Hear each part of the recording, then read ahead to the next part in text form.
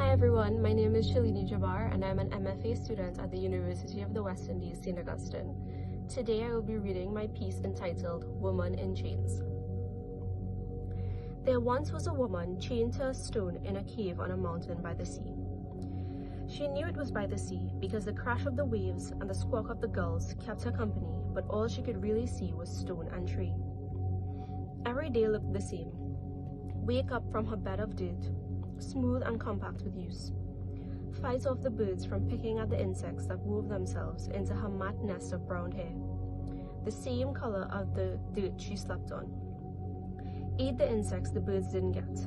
Collect twigs and leaves blown in by the sweeping mountain breeze. Pile them for the night fire. Walk out as far as her chain's length to reach the mango tree for fruit, but fail. Her chain rubbing out some more skin from the raw red surface of her ankle. Maybe one day the chain will rub away my ankle and break it so I can limp out of here, she'd muse. She listened to the waves and dreamed of smelling sea salt instead of inhaling the dust that caked her nostrils. She thought of rubbing sand on her skin to scrub the cave off her body and then washing it away with the sea.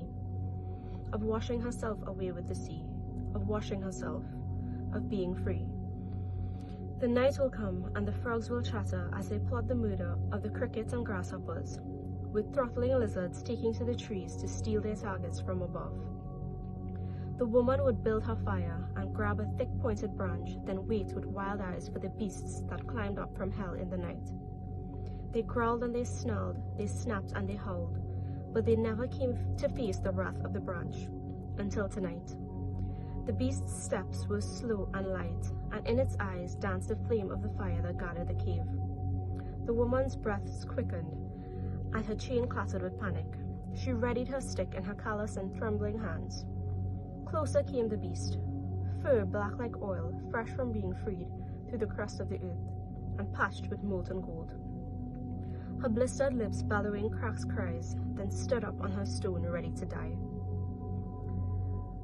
The beast circled, sharp teeth bare and ready to pierce its prey. The woman slipped back off her stone and found her chain unwound, then quickly lit her branch spear and chased the beast down. When it disappeared into the trees, she dropped in exhaustion and crawled towards the mango tree to bring a fallen mango from the side she could never reach to her lips. Sweet yellow juice smeared across her face and dripped down her chin. A smile stretched across her face, and she offered the seed in her palms to the rising sun. The sound of a wave cut across her euphoria, making her eyes burst open. I will greet my friend the sea. He will be wanting to see me. Her weak legs now strong, she pushed aside bush and branch and crossed streams. The chain she dragged, collecting mud and leaves, but weighing nothing in the face of her will. A last hill to go over and a final branch to push away, and there it was. Sand that seared through her hard bare feet and sun that cooked her skin. She scooped up sand and rubbed its coarse grains on her arms and squeezed her eyes in joy. An infinite laugh escaped her chest then, never to be silenced again. She walked and walked to greet the sea, laughed and laughed from being free. She waded and swam, and when her legs could no longer stroke, the weight of her chain sank her to the ocean floor. She blew her laughs as bubbles to the sky, eating shrimp from the sand and wielding coral shards, waiting for the sharks to swim by.